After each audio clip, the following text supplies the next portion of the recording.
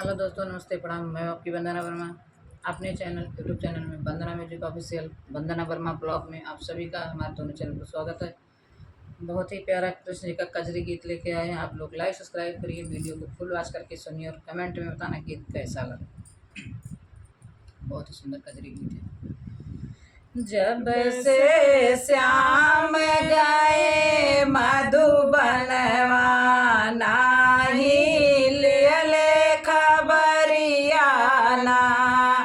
जब से श्याम गए मधुबनवा नाही लियले खबरियाना। एक तो जबरन रास रचाए, एक तो जबरन रास रचाए, नाचे तिरक तिरक नचाए।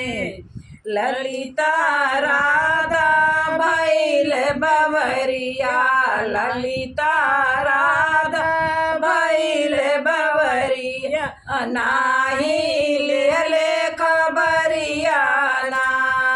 ललिता राधा भैल बवरिया, नाही लियले खबरिया ना।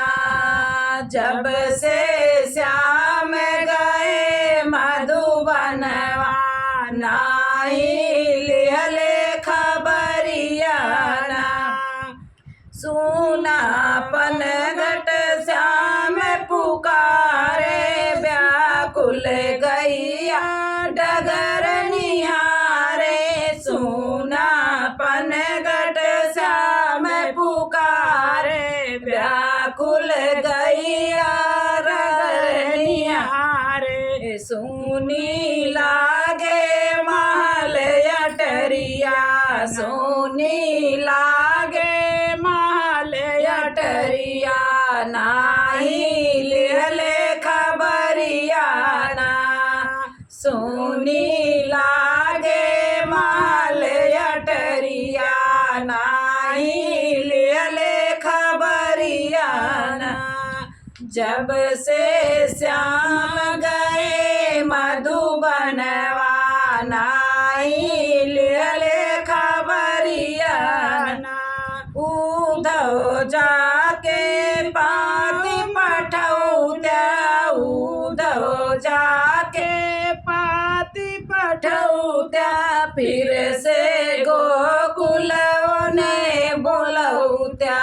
उधो जाके पाती पठौत्या, फिर से गोकुल ने बोलौत्या। भैले भाव विभोर नगरिया, नाही